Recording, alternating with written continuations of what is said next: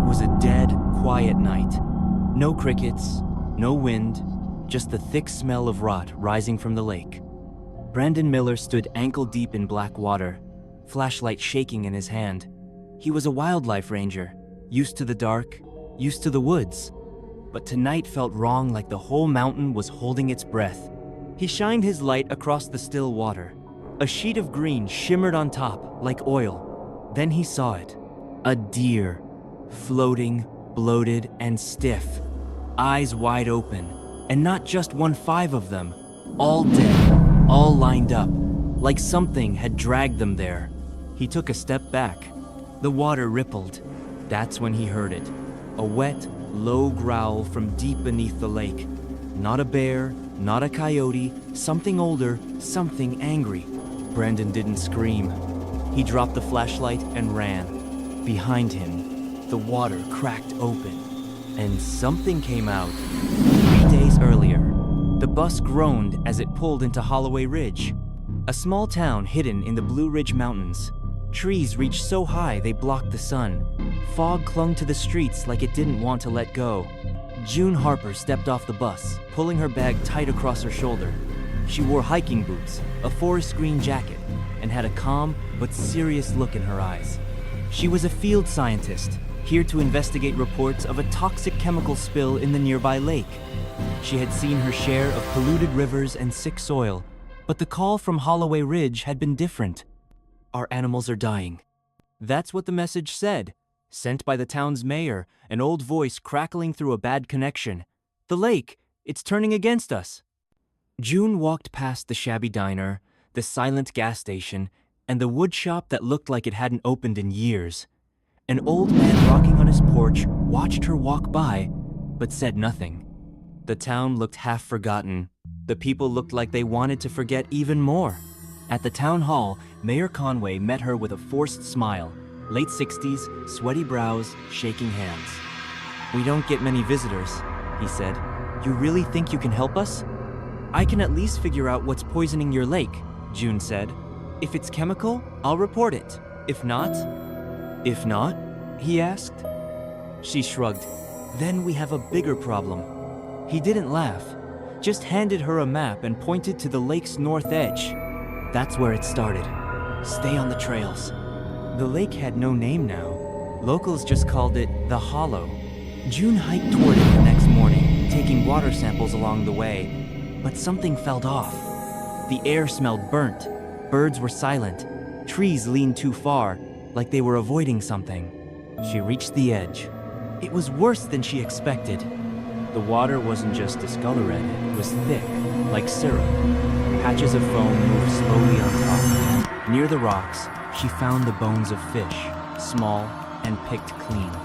A bird corpse floated by, no eyes, its skin peeling. She took photos, shaking her head. "Whatever this is," she muttered, "it's not man-made." Then she saw them. Small stones, 7 of them, buried just under thin moss, arranged in a circle. Each had a different mark. She squatted down, brushing the moss off one. The symbol looked like a circle with thorns. Another one looked like a creature with too many legs. A cold wind hit her face. Then a voice behind her. "I wouldn't touch those." June spun around. A young man stood on the trail, maybe 20. Wore an old army jacket, dirt on his face, eyes sharp. "I'm Eli," he said. "You must be the science lady." "June, you live here?" He nodded. "All my life. My grandma says that circle is older than the town. Bad luck if you even look at it too long." June frowned. "You believe that?" He shrugged. "Don't have to. Never seen animals die like this before, or water dance under a still wind." Back in town, June ran tests in her motel room. The water samples showed high acid, but no known chemical structure matched. It wasn't just toxin, it was alive. She printed photos of the bodies, the lake, the stone circle. When she returned to Mayor Conway, he refused to look at them. "Leave it alone," he said. "The Hollow has kept us safe for over 100 years. Don't go waking things that sleep." June blinked. "You knew something was going on here?" The mayor leaned in close. This town made a deal long ago. We kept our silence, the land provided, and now something's changed. June took the papers and left. On the way back to the motel, she saw people boarding up windows. The air was thicker. A storm was coming. That night, thunder rolled over Holloway Ridge. June couldn't sleep. She walked back to the lake, flashlight in her hand, boots crunching wet leaves. Halfway there, she found Brandon's ranger truck, empty, door open, lights blinking. Then she saw the trail muddy footprints leading to the water. And blood. A lot of it. At the lake's edge, she found Brandon's flashlight, blinking weakly near the floating arm of what might have once been a man. June fell to her knees. The water rippled. Something massive turned just beneath the surface. She didn't move. She didn't breathe. Then one long, slow blink and it was gone. The air in Holloway Ridge stayed cold the next morning, even though the sun had risen. Fog still hugged the trees. Birds didn't sing. June sat in her motel room. The window wouldn't open. She felt like she couldn't breathe. Her mind kept going back to the lake, the floating arm, and Brandon's flashlight. She had called the sheriff, but he'd sent only one deputy. The deputy took photos, said nothing, and left. That was it. No one cared. Later, June walked down to the town's small library. The sky was gray. Rain tapped on the roof above her. The woman at the desk glanced up, but said nothing. June walked the shelves, hoping to find something about the town's history, or this strange pact the mayor had whispered about. After some time, she found an old book, lost behind some gardening guides. It had no cover, just a leather binding and pages yellow with age. The title was written by hand, The Ridge and the Hollow, a founding family history. She sat at a small wooden table and opened it. It began like a journal. In 1891, William Rowland settled in this valley. He came with gold in mind, but found only fog and silence. The land was hard. The crops died. The river went dry. The people started to leave. Then he made the pact. June frowned and read on. They say he went alone, barefoot and bleeding, into the hollow on a full moon night. He spoke the name no one says anymore, and the land answered. The next morning, the water returned. The earth grew full. The people stayed. The journal described strange things. Healthy land even in drought, fruit growing in winter, cows giving birth to twins, but it spoke of a price. Every few years, someone would vanish.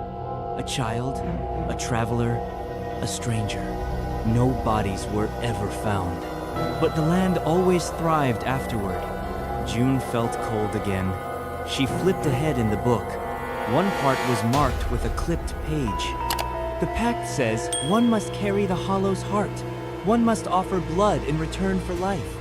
The rules were passed down through the Rowland line. Rowland. She knew that name. Eli had said the founder's house was still up in the hills. She grabbed her pack and left. The climb to the old Rowland estate took over an hour. The house was hidden deep in the trees, past broken signs and rusted fences. Nature had started to eat the place trees growing out of windows, vines crawling over stone. She pushed the front door open slowly. It creaked like something in a nightmare. Inside, dust floated in the air. Everything smelled like damp wood and ash. A photo hung crooked on the wall, 3 men in black coats, staring into the camera like they could see you through it. She moved deeper inside. She found a desk full of papers, sealed letters, a small chest, and one last family journal. June sat on the wooden floor and began to read. The pact must not be broken. We gave it our word. We gave it part of ourselves. The hollow grows within us now. Some of us are more tied to it than others. She kept reading.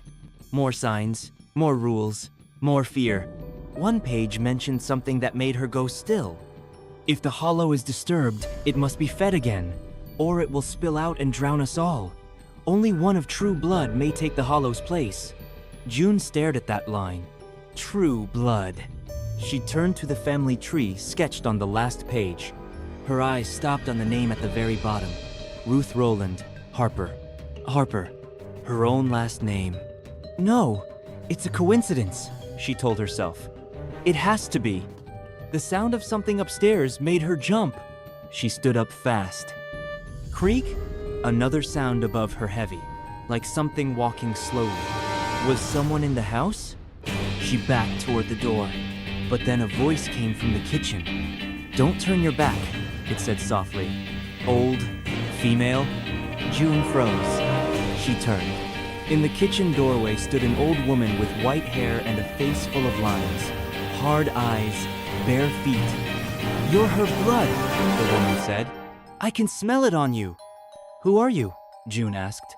The old woman didn't blink. "I watched your great-grandmother walk into this valley alone.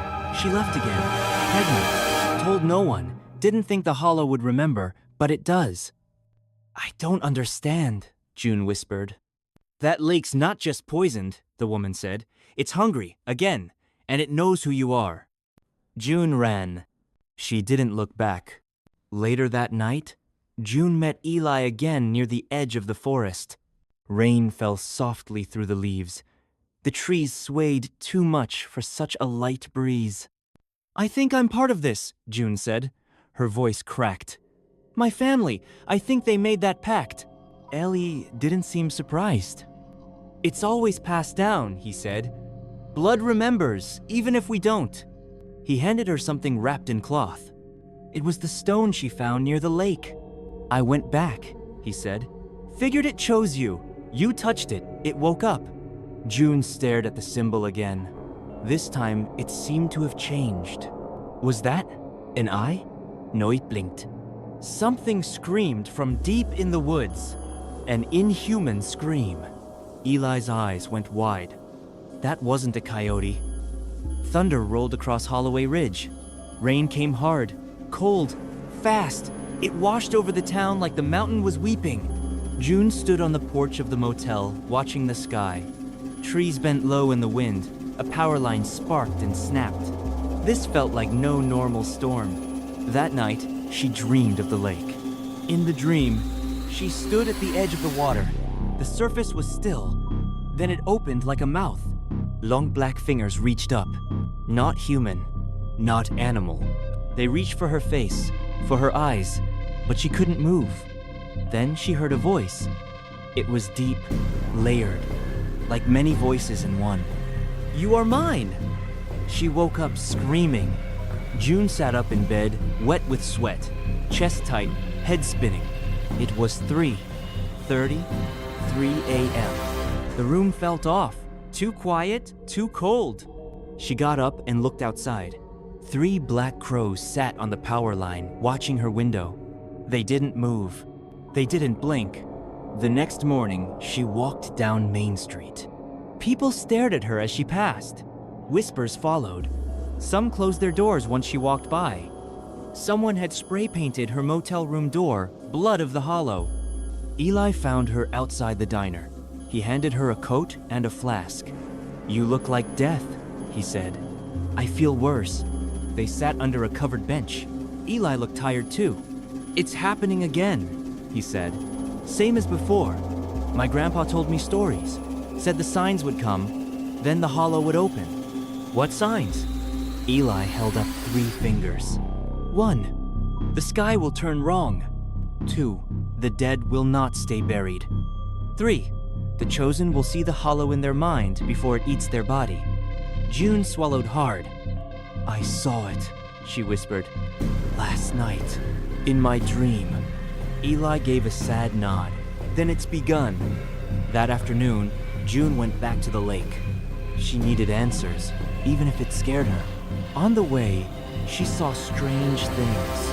A tree bleeding red sap, a flock of birds dead in a perfect circle, and a wild stag lying in the shallows, its body pulled open, ribs wide like a cage.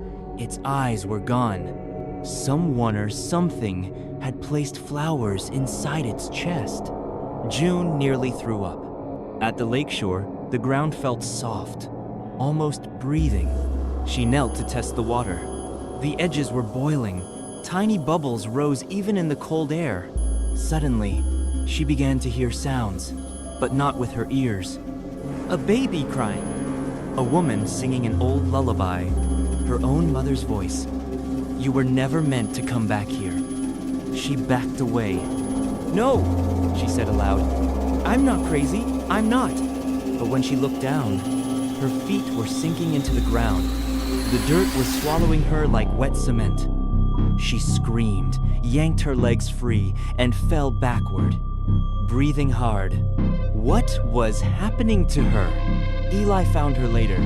She was shaking in his truck, wrapped in a blanket. "Are you seeing things too?" she asked, voice flat. He stared ahead. "I started seeing the Hollow at age 10. Will I die? Maybe, if you don't run." "I'm not running." He looked at her the way someone looks at a person already gone. That night, a loud church bell rang out.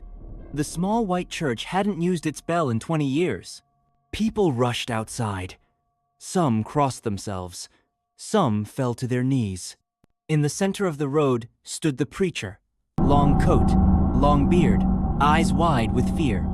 He shouted, "The land is cursed! The sinner walks among us!" He pointed at June. "She woke it! She carries its blood!" Someone threw a rock. June ducked. It smashed the motel's window. She turned and ran. Eli drove her out of town fast. They parked at a lookout point, high above the valley. Beyond the trees, the lake glowed green in the dark. It pulsed like a beating heart. "It never used to do that," Eli whispered. June took out the family journal. She flipped back to the pages marked in red. "When the vessel is ready, omens will rise, nature will twist, the Hollow will send dreams. If the chosen breaks the pact, the Hollow will rise in full. But if the chosen accepts, the land will live." "What does it want from me?" June whispered. Her hands trembled. Eli hesitated, then said, "It wants your body." June looked at him in horror. "To become what?" "The Hollow doesn't move on its own. It needs a vessel.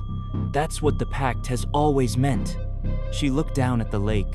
"It's waking up," she said. "No," said Eli. "It already has." Suddenly, the wind picked up. From the woods behind them came more whispers. Soft, hissing, repeating a name over and over. "June, June, June." She covered her ears. It didn't help. Eli turned the truck on. Headlights flashed. There across, the lake stood a shadow. Too tall, too thin, arms too long. It stood still, watched them, then slowly turned, and walked into the lake without a sound. June screamed. They raced back to town. When they arrived, they saw people gathered in the square. The preacher was setting fire to the stone circle near the chapel. "We burn the old ways," he shouted. "End the curse." Someone pointed at Eli's truck. More angry faces turned. They saw June and screamed. "She's the vessel! Stop her!" Eli stepped between her and them. "They'll kill you if you stay," he said. "I don't care anymore," June said. "If I'm tied to this, then I have to end it." He looked at her, quiet for a moment. "There's a way to fight it. One way. Tell me. We need to break the pact without dying." "How?" But before he could answer, the air shook. Lights flickered. The earth trembled beneath their feet. From far away, the lake began to roar. The Hollow was no longer sleeping. The next morning, the sky had turned orange-gray, like fire behind smoke. The sun didn't shine. People in Holloway Ridge woke up to a roar in the woods. Trees had fallen, power lines were down, the lake had risen by 5 feet overnight. The Hollow was awake now, and hungry. June stood in front of her motel window, wrapped in a coat. Her hands were cold. Her ears rang. She hadn't slept in 2 days. In her head, she still heard the hum of the lake, still saw the shadow from last night, still felt watched. She took a deep breath and turned.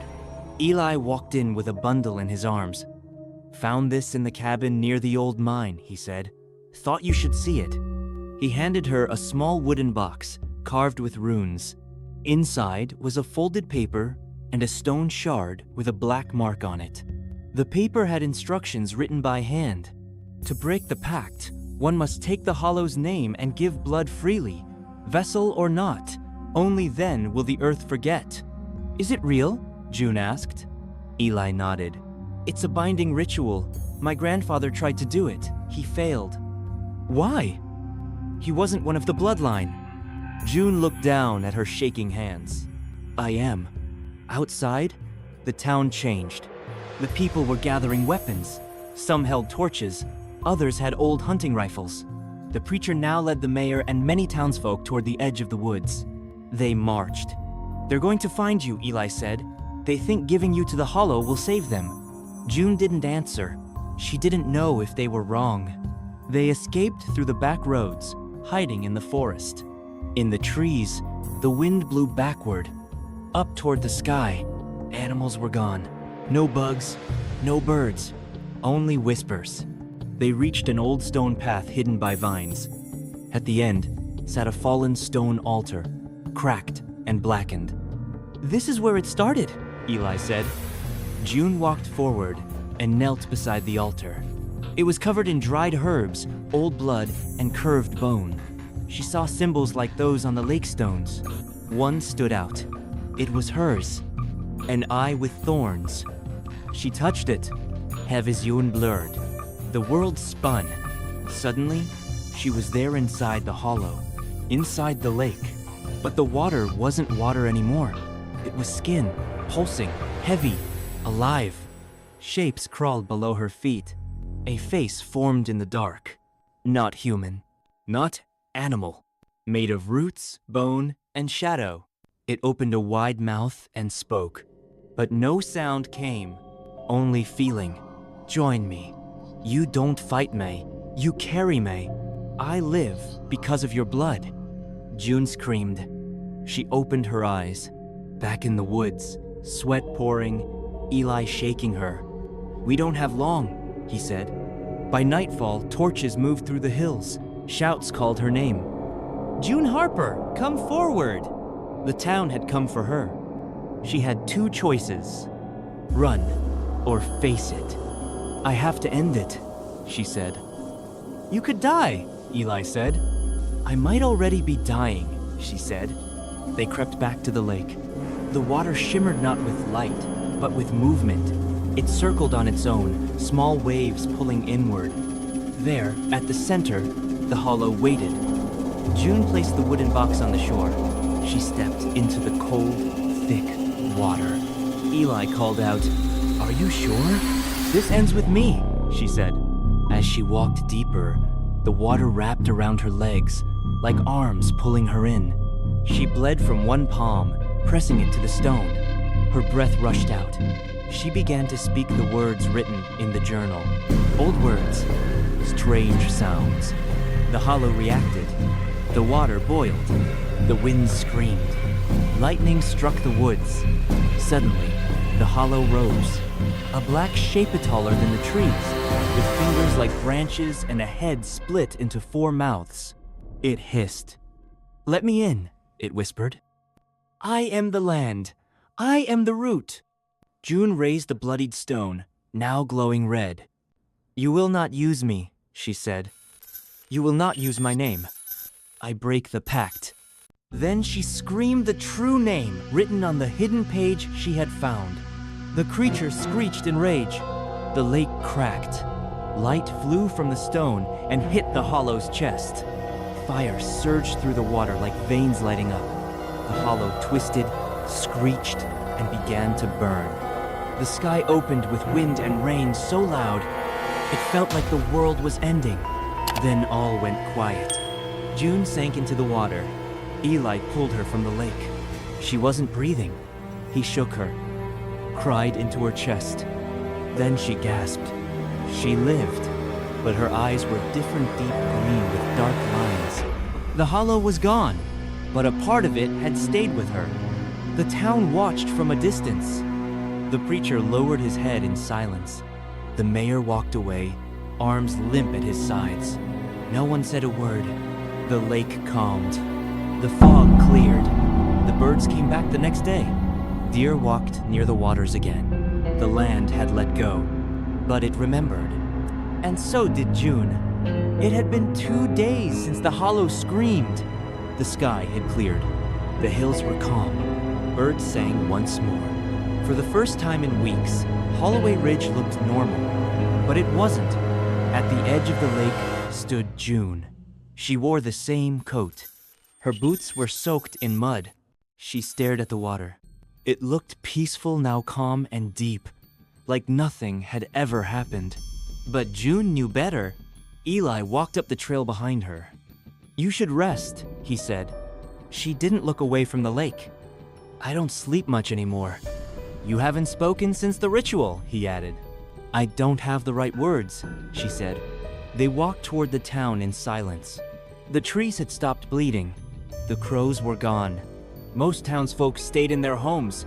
They peeked through curtains when June passed. Some lit candles. Others dropped their heads. They knew she saved them, but they also knew what she had become. The preacher had stepped down. The mayor had left town. Only a few people were left to run the shops and school. The town was alive, but only just. June returned to the old Rowland house. The place smelled like wood and dust. The wind moved through broken windows. She sat at the desk where she once found the journal. She opened it again. This time, she turned to the last page. It had been blank before, but now words had appeared in her handwriting. "The pact is broken, but the hollow remains. It sleeps in soil, waits in roots, watches in wind. I carry its mark, I carry its name." He touched her eye. It still glowed faint green in the dark. She could feel things now, whispers in the ground, small stirrings in the trees, water pulling toward her. She wasn't scared anymore. She was part of it. That night, she walked through the woods alone. Owl calls echoed through the trees. The wind followed her like a shadow. In the middle of the forest stood a new tree doll, black and smooth. June placed her hand on it. The tree was warm. It hummed like a heartbeat. She closed her eyes. She could hear the hollow speak again, soft now. "Blood for land. Not vessel. Keeper." She saw a future the others couldn't. Fields golden with wheat, rivers clear of sickness, life returning to Holloway Ridge. But not without a cost. Protection always comes with a price. From that day forward, people whispered her name with both fear and thanks. Some brought small gifts, flowers, food, drawings. Some stayed away completely, but the earth stayed green. The seasons returned to balance. June, the last of the bloodline, had made a new kind of pact. Not of control, not of power, but of guarding. She was the Watcher of the Hollow now. Years later, a new family came to town. Their small boy wandered too close to the woods one evening. He never came back. The next night, June lit a candle and walked into the trees. She followed the wind, followed the roots, followed her bond. And she found the boy alive, asleep beside the dark lake, untouched. The next morning, the townsfolk found him on his front step. Safe, warm, eyes wide with wonder. He told them, "A woman with green eyes told the trees to carry me home." Some believed it, others didn't, but they all stayed out of the forest after dark. June Harper was never seen in town again, but people still saw her silhouette at the edge of the lake some nights. Watching, whispering, waiting. They say the land stayed pure for many years. The crops kept growing. The water stayed clean. Until the next storm comes. Until the hollow calls again. Because the hollow never dies. It sleeps. And when it wakes, it always remembers its name. If you enjoyed the story and want more dark folk tales, eerie mysteries, and chilling stories just like this, don't forget to subscribe to the channel and turn on the notification bell so you never miss a new episode.